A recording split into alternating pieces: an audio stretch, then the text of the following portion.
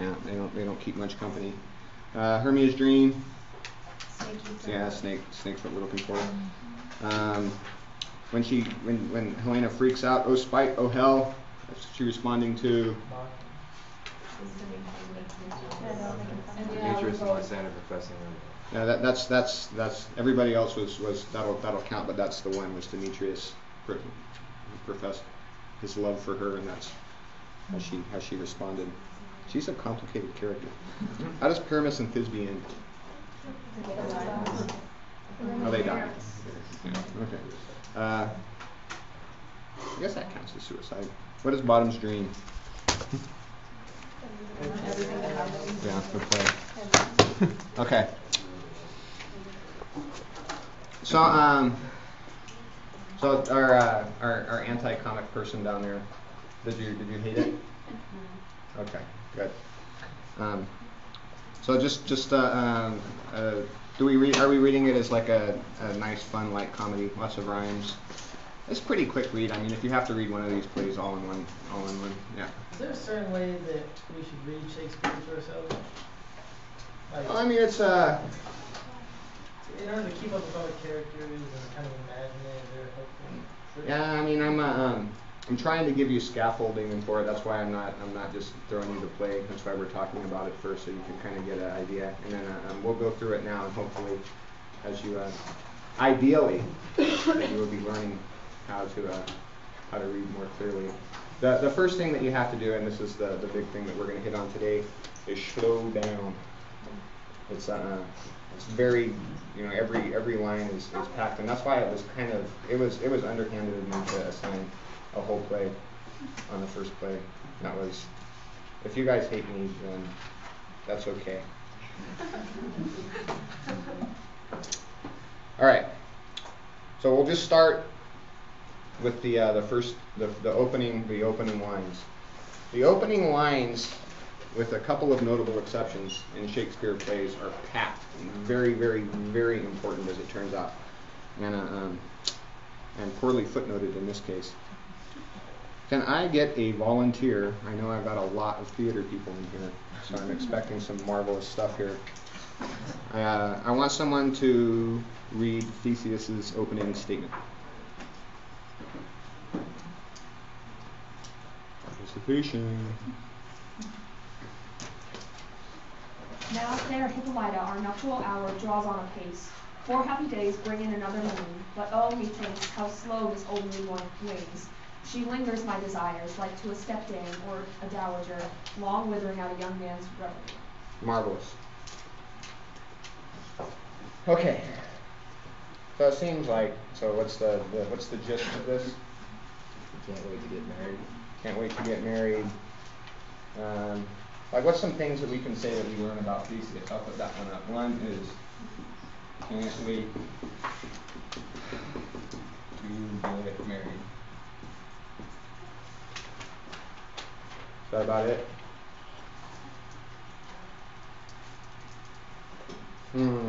Nothing else? Okay.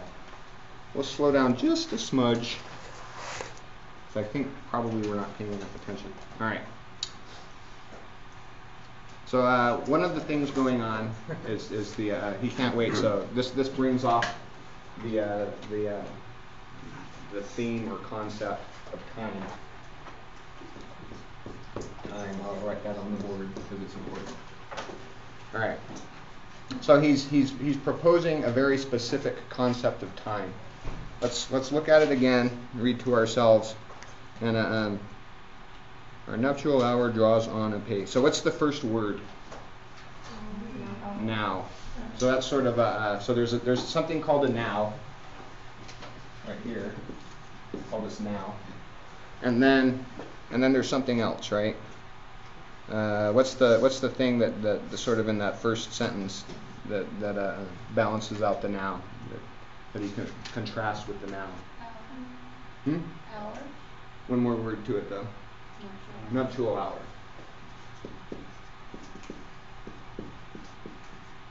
All right, and then so this is what we have in between, right? So this is a very specific sort of concept of time. Does anyone, I keep asking this, but has anyone ever been a kid? No. Okay.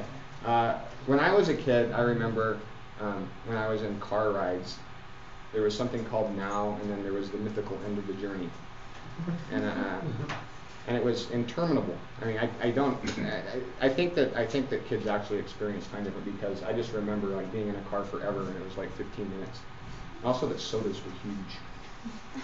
But, so there's different ways of approaching time. So now I think that I'm just kind of, like it's less punctuated in my day. There's things that I kind of avoid, but there's a certain way of this, and I think it's very childish, of just looking at the next treat and sort of staging your life, treat to treat to treat, right? And then so his perception of this, at least in the first lines, is that it's a long time, because presumably he wants the nuptial hour to happen, right? So he's like a kid waiting for Christmas. Mm-hmm. Fair enough? Okay. 4 happy days bring in another moon. So, but he's kind of upbeat about it, right? And he's sort of being stoic. What's do you know what tone is? So like what would be some tone words we could use for the first 2.5 lines? Happy. Fair. Fair.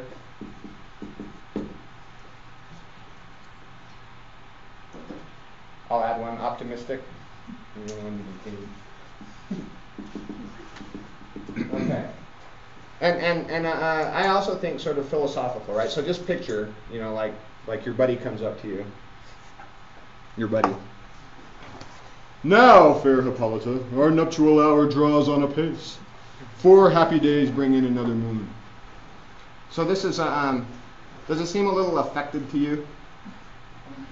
Do you think that's just because it's Shakespeare? Theseus is that guy. All right, so he comes off just waxing philosophical about the nature of time and our nuptial hour and how we need to embrace things.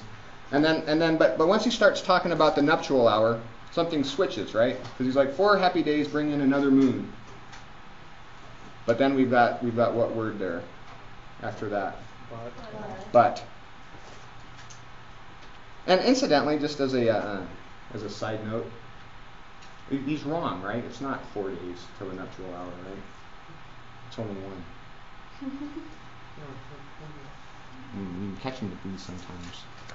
Why is it wrong? Well, he's wrong. He says 4 days till our nuptial hour, and then the play takes place in one night. But was that something that Shakespeare overlooked, or probably not? I think he probably didn't care. He didn't care. Yeah. You're supposed to be lost in the forest for 3 days. Yeah, but there's not. I mean, it's clearly one night. Yeah. So. But wasn't Hippolyta echo it by saying but it's 4 nights? Yeah. Yeah. So there's a discrepancy. How many children did Lady Macbeth have? We're not supposed to pursue these questions. Yeah. It kind of reminds me of I know. I saw it. That's what occurred to me too. Is that should I just have it? Hold on. Okay. I'll come back. Brack it off. Just Could it be that numbers are being used as a literary technique instead of just numbers? It's possible. If we were going to do a paper, I would say maybe to put that in the paper. But yeah. Isn't 4 the number for fate and destiny? My numerology is dusty. Were they using that back then at all, or is he just throwing out a number? I mean, was it significant, do you think? This will be the only time we discuss it. So I don't think it's very significant. I think it's just a. Well, I just meant like to him personally. Maybe. Maybe, and I just told you that the first lines in particular are really important. So Ben Jonson famously said that Shakespeare never blotted a line, which means that he never corrected anything. But that's probably not true. All right. Okay. It reminds me of in The Taming of the Shrew at the very end when he finally tames Kate. He is the master of her. whatever. So, She's into it. It's cool. I mean, yeah, she is into it. He's like, oh my God, you're such a fair maiden. Like, I've never seen like more of a lively blush on anyone's cheeks. And like, he's looking at a man, and she's like, oh my God, sweet maiden, you're so good. Like, you're so cute. My husband's so right. And then like he just switches on a dime, and like he's like, oh yes, it's day. Oh yes, it's night. And she has to agree with him. And it makes me think because Hippolyta was just an Amazon queen who he just tamed with a sword. So then he's like tamed her in the same sense that that Kate was just tamed. So then when he says 4 as like a literary device, like God, it feels like 4 more days. Then she's like, yeah, you're right, 4 more nights. Okay. I'm feeling, and I like that. That's going to be my explanation from here on out. Yes, sir. It would be like at the end of the semester, I say 7 years ago, I said this, even though I really only said it a semester ago. All right, so just kind of a, so sort of a little bit like it's we'll get there forever. So like if you lie to the kids and you say that, and they're like, are we there yet? And you're like, we'll be there in 4 days. It's going to be that long that you're going to be sitting in the car needing to pee. Okay. And that was a long aside. All right. So kind of tone words in the first few lines. So my to get these derived. Happy. The nuptial hour draws on a pace. What does a pace mean? Rapid. Yeah, at a good clip. So he's actually at this point, he can't wait to get married, but he's enjoying himself. But then he talks about the another moon coming in, the presiding deity of Midsummer Night's Dream. You will find. And then something happens. But what does "but" usually mean in a sentence? Yeah, so it's a but. It's like, I like you, but, that's and then just another fun fact that you'll find a lot in Shakespeare is the O. The O signals instantly altered perspective, conception of it's a registration of a desirous feeling. So it's like, blah, blah, blah, oh, right? So, and then he says, methinks how slow this old moon wanes. So we get a shift here, right? What are we shifting to now after the but? So instead of a pace and another, presumably new moon, we're dwelling on something else. Now it's very slow. Yeah. So the old moon is slow and old and wanes and lingers. What does lingers my desires mean? It holds on. Yeah. So all of a sudden we're going from kind of bopping along, drawing on a pace, to a registration of desire. So he's going along, and then it sort of occurs to him that this 4 days between now and the nuptial hour is actually a problem. And now he's, like the longing desire. Now he's the Christmas kid, right? No? Sure. Okay. So so what I'm thinking is happening here is when he thinks of another moon, and then so think about again. This is why we gotta go slow. So if you were to assign the moon a gender, which Theseus does, what would you assign? Yeah, that's usually what we think, right? And and we learned a little bit about Theseus, right? What's his history with women? Pretty bad. He's bad at them. Yeah, it's serial monogamy, right? That's what they call it. Okay, so another moon. He's getting the idea of another moon, right? He's getting excited, and the old moon's still here. So this tells us something cyclical maybe about Theseus's way of looking at things. I don't know. I think that this might develop later, but and then one of these great moments, when she lingers my desires like to a stepdame or a dowager, long withering out a young man's revenue. Now ignore the footnote here. This is stupid. Right, so and more reputable editions, which I didn't make you pay for because it's more expensive, they will tell you that what he's doing, what he's comparing it to, is waiting for his inheritance from a dying stepdame or dowager. And who would his stepdame be that he was waiting to die?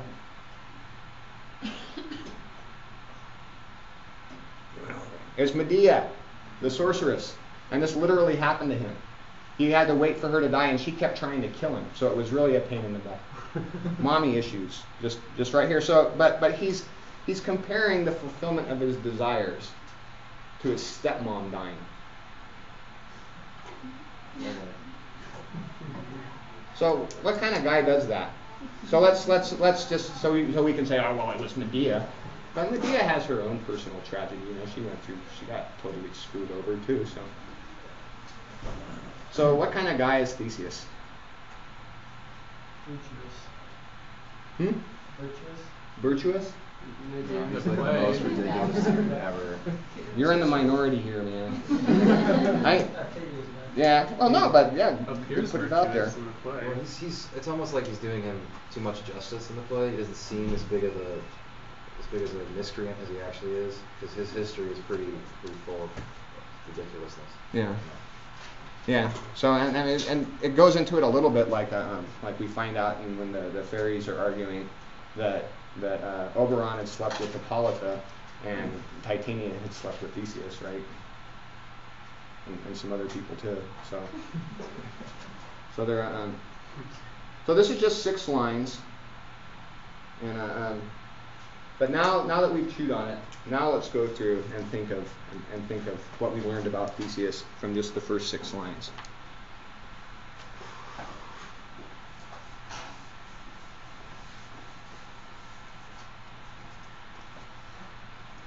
All right, I'll get us started. Has a tendency to, as I said, wax philosophical, but becomes impulsive when his O becomes engaged. Yeah. Yeah, he's definitely the center of his own comedy or tragedy or whatever. So he's this kind of this comical pontificating pedant, and but he becomes a little kid as soon as he sees a cookie, you know. Well, I did that not too long ago. It was really embarrassing. There was somebody had a cookie, and I was thinking some deep philosophical, earth-shattering thought, and then I just saw the cookie, and then my pre-cortical impulse was like, gimme! And I was just like I was a 2-year-old, and I just grabbed the cookie, and it was really, yeah. Well, is that really a fair analysis of Theseus, though? I mean, wouldn't it be fair to say that anyone would be excited when it's such a big event like your wedding day coming up? Like, wouldn't everyone be excited about that and kind of be in the same shoes as him, or is it different because he's Hamas? Well, we only have one person's perspective. I mean,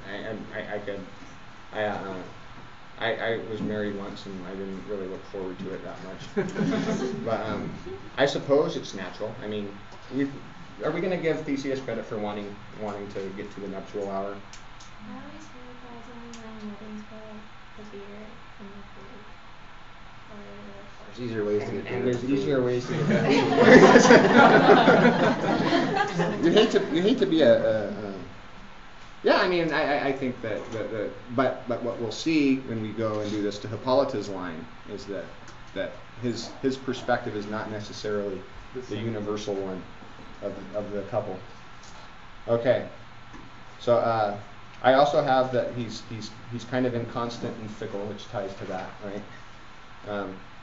And then the comparing the fulfillment of desire with waiting for his stepmother to die, I think it's a little bit psychotic. I mean, you might think that, but do you say it? And then and say it not only like he's confessing some deep truth, but just like it's a truth that everybody knows. That's just his simile. Just as the sun comes up in the morning, we're waiting for our mothers to die so we can get our money and party.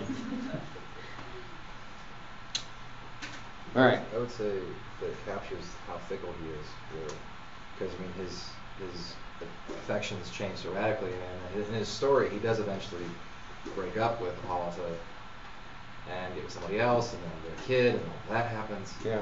But even just in the play, I mean, he's not like a man of consistency, right? Right. I mean, he kind of flip-flops all over the place. I mean, it's sort of his fault this whole thing happens. And then it's his fault that it has a happy ending because he's just that, oh, whatever guy, you know. But I think that you could also say everything that we just said about Theseus, we can also say about the play.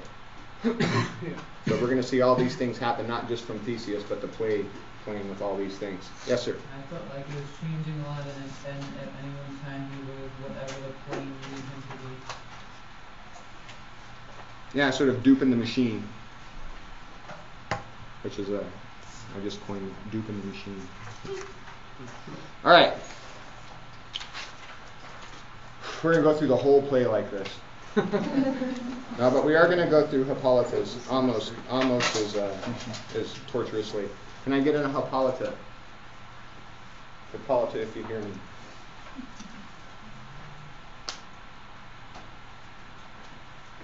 "4 days will quickly steep themselves in night. 4 nights will quickly dream away the time. And then the moon, like a silver bow, new bent in heaven, shall behold the night of our solemnities." Excellent. So now we've got some other stuff going on here, right? So his is, oh, I can't wait, it's going to be so long before we get married, and she's like, what? Calm down. Yeah, it's like so it's just so the comparison I think is the kid waiting for Christmas versus the kid trying to put off the end of vacation, or us trying to put off the end of vacation, or me trying to put off the end of the holiday, and just like it comes too quick, right? So we know that the Shakespeare plays with this a lot. We all know that in the non-scientific sense, the relativity of time is that it flies when you're having fun, and it takes forever when you're bored, right? So, but paradoxically, when you want the thing away, it goes really fast. Like when you have finals and it's finals there, unless you haven't studied it. Well, that's a bad example because there's a deep ambivalence about finals. But anyway, she's like, it'll happen soon enough. Damn it. Maybe she's saying that because she was kind of kidnapped from the Amazon, and so she's kind of indifferent, maybe. So she's like, maybe even not just indifferent. Maybe like upset. Maybe because she's an Amazon and they have that whole women empowerment thing to the extreme, and kind of seeing him act as the woman is supposed to act is kind of. Oh, so it's kind of like, oh, I like this. So it's just like man up, man. Oh, I like that. I hadn't thought of that. That's going to have to go in the register. Yeah.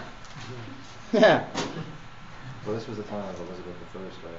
Mm-hmm. So that could be a commentary on women in power. Possibly, but let's go a little bit further, because I think that there's an alternate take that we have to take into account at least. And so then that moon again. So this is just a weird freaking image. And then the moon, like to a silver bow, new bent in heaven, shall behold the night of our solemnities. So like the moon, like to a silver bow. Well, Athena is the goddess of the moon because she was Artemis, right? Artemis, yeah. Artemis would go off the moon and she was not a Good. Wasn't she a forever virgin though? Yeah. But Hippolyta was supposed to be too. Yes, sir. Is she talking about crescent by chance? Or the end of the month being the time where you see crescent? So, but what's the problem with that? That's the first thing that I thought of, but why isn't that not right? Yeah, because they're waiting for the new moon in 4 days. So unless their moon behaves differently than mine does, I don't know. Does it? Wouldn't that be cool if it just like the moon just disappeared and then there was no moon and then there was a full moon? That would make life make so much more sense. You're talking the beginning of the month, the moon's not Well, no, but for a new moon.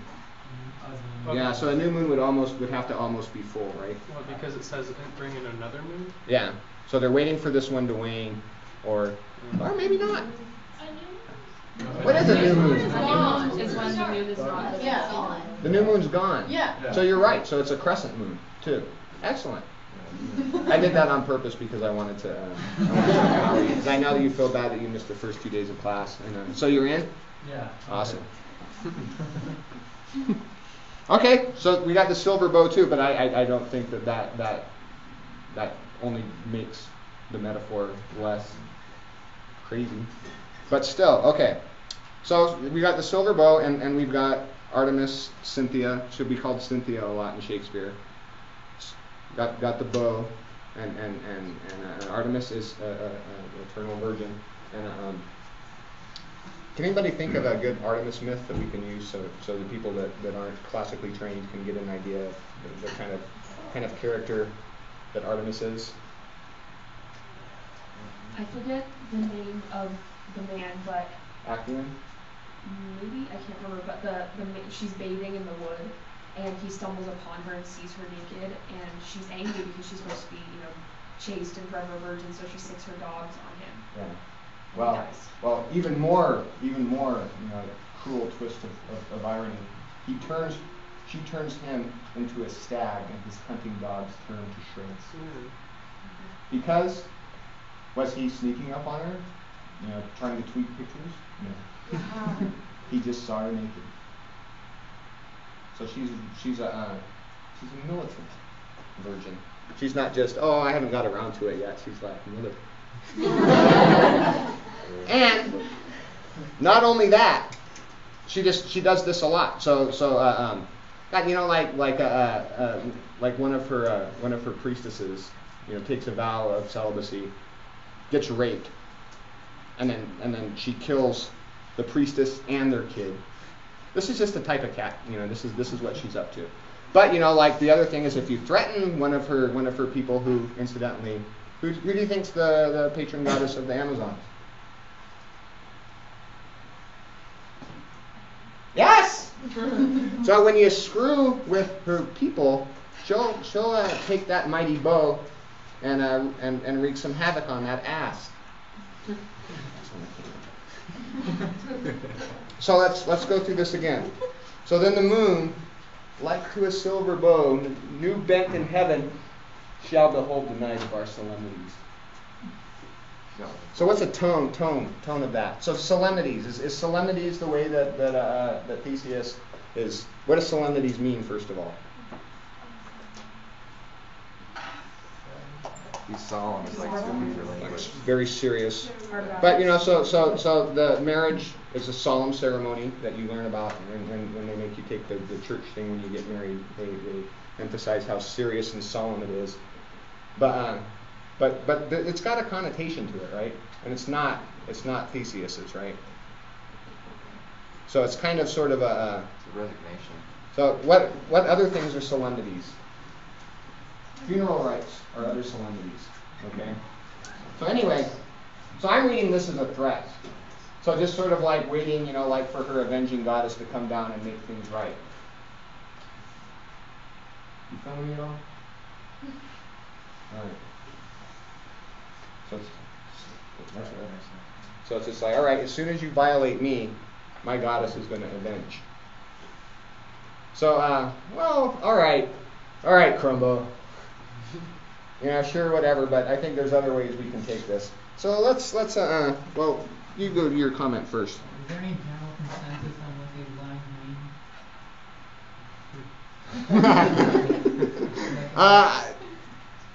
mean? No. No, I mean it's every line of Shakespeare is a war.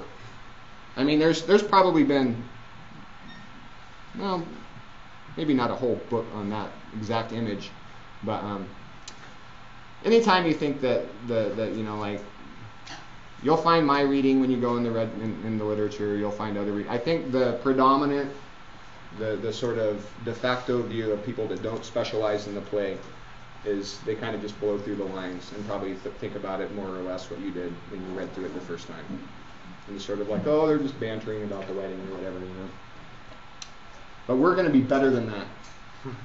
Because the one goal that I want you to take from this class is when you see a Shakespeare movie, you can explain to your friends why it's total crap. All right. So let's can I get a theseus on the next 4 lines? Everybody's going to have to end up reading. Don't make me call on you, man. All right. Go, Philostrate, stir up the Athenian youth to merriments. Awake the pert and nimble spirit of mirth. Turn melancholy forth to funerals. Yes. We don't need to turn the page yet, though. Oh, also, to the Hippolyta, sorry, before we move on, I'll forget forever. It says new bent in heaven. No. Go to the folio. Go to the facsimile of the folio. You can access it online. It says now bent in heaven, which ties to the now of the first line of Theseus.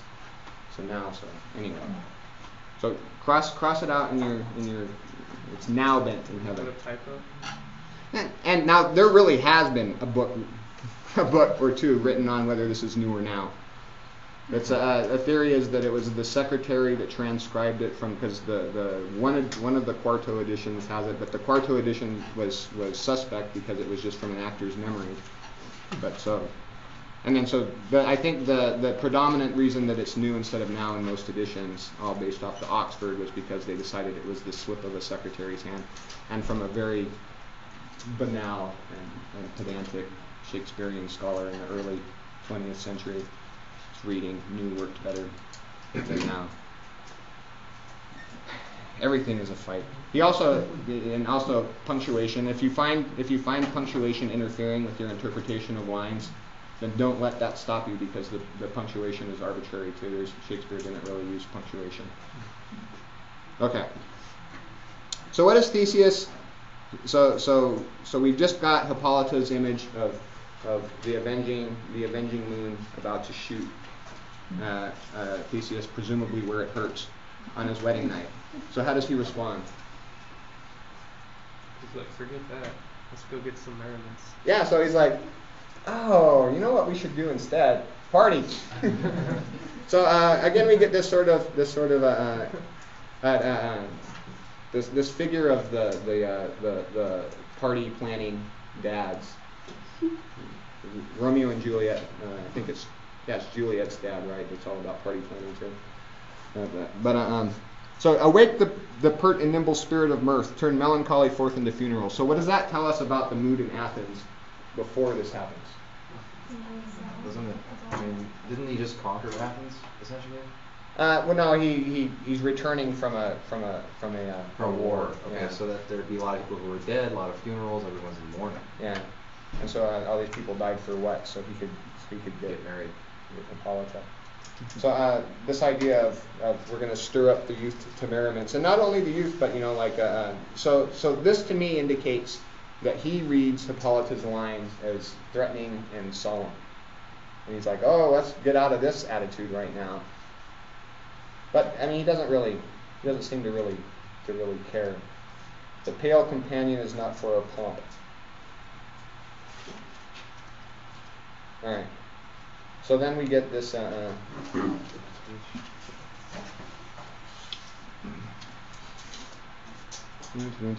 sure I don't forget anything.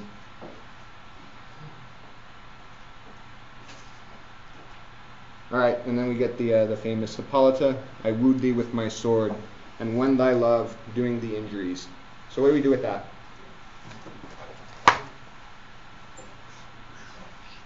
Is he being sarcastic or is he serious?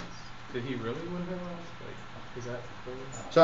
There's a slight, and Shakespeare used largely what's known as the North account of the myth. He leaves the question of whether Hippolyta was kidnapped or eloped open. What's your, for instance, reading on this? I would be with this. Is he just being playful? Maybe he's trying to convince her that no, I'm a man. Remember, I won.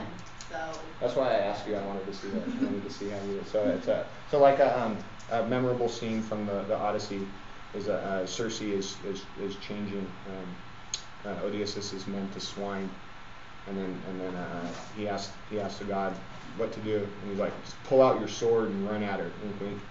And so he does, and then she falls to his feet, and another woman conquered them. So maybe something like that.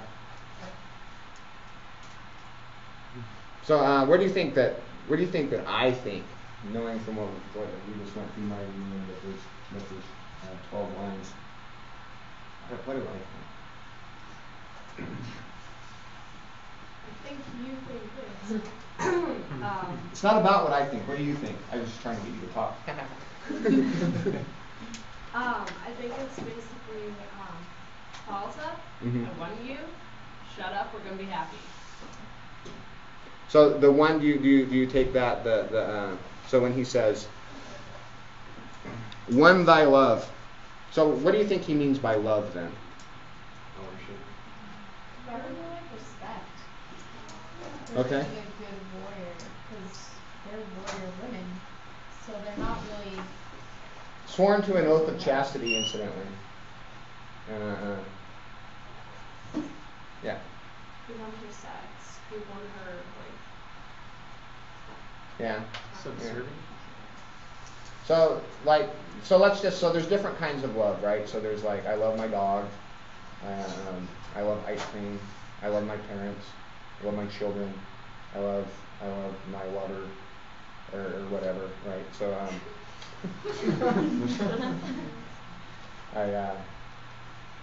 I love my basketball team. So what kind of love do you think? Do you think he cares? Yeah. So, but my feeling is, when he says, "I wooed thee with my sword, and won thy love doing the injuries," I think I came in, I slaughtered your best friends, I kidnapped you at sword point, which is what happened. We just came in and had fun because we don't want you damn women with your own country. I dragged you at sword point into the ship, eventually broke your will, made it perfectly clear that you have no chance for escape. You are my prisoner. Deal with it. And then, in an even bigger twist of sensitivity, but we'll party about it. I will wed thee in another key, with pomp and triumph, and with reveling. So, I think that this little moment is the most important thing of the play, because the play deals with some crazy, dark, twisted, messed up, Kanye West, My Beautiful Dark Twisted Fantasy type stuff, right? Was that right? Is it a good album? What's that? Kanye West. Anybody like Kanye West? I like that album. Okay. You look pretty. But what I want. You look like you've got good taste in music, I guess. I don't know. How does someone look like they've got good taste in music? Yeah, could be. So, yeah. So I think that basically the whole comedy is sort of an apology for a rape. It's like in a memorable line in the, I believe it was 1990 Texas gubernatorial race, the candidate, anybody know what I'm referring to here? The candidate shot himself out of the running, and I think managed to get a Democrat elected as Texas governor, which is almost unheard of, because he said, when asked about the rape laws, that it's like the weather, if you can't change it, you should just sit back and enjoy it. Right? And he still barely lost, but I mean, you know how these things go. I kind of feel like this is Theseus, like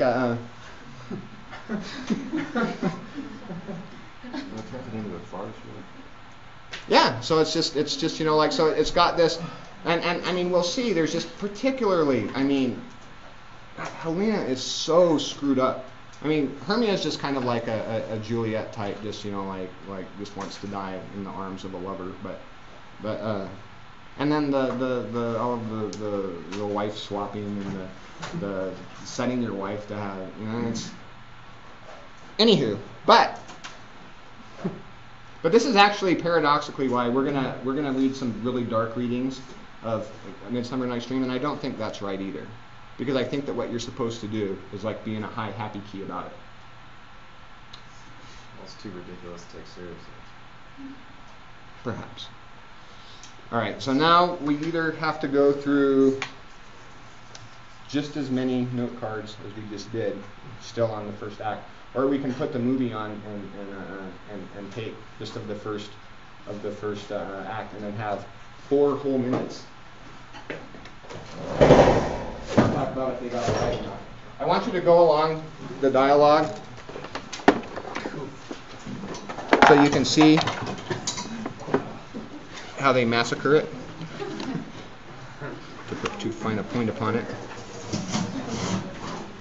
Just egress here. Can I go behind you? Yeah.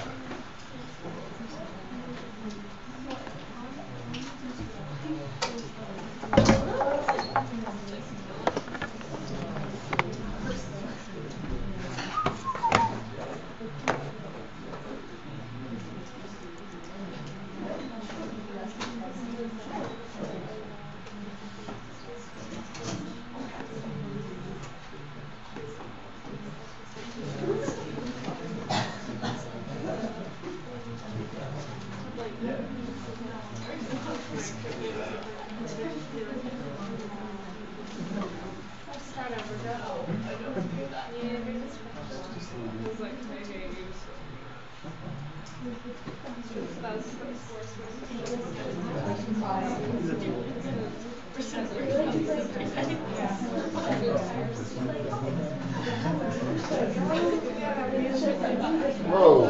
All right. Yeah. Really?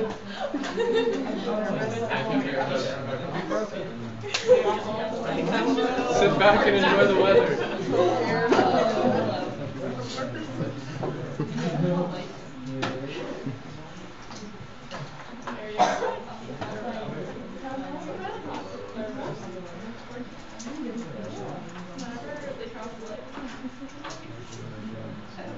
Alright, we're gonna have to go full dark because I can't figure out how to do it.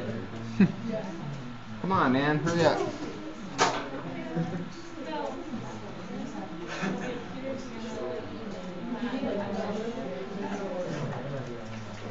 So anyway, now we know the general landscape of the play just from that first part.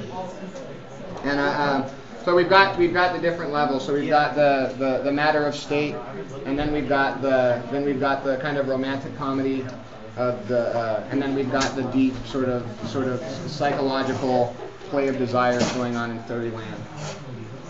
Is this thing on?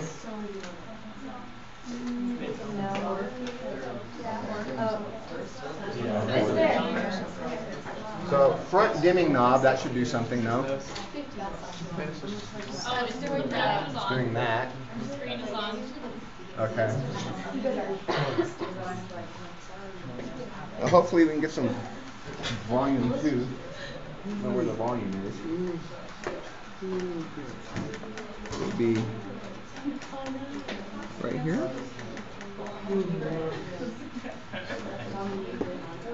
All right. I don't hear anything. Do you hear anything? No, I finished it too long ago, actually. I missed one of the books. I should have read it early. Maybe this one? I think I played earlier.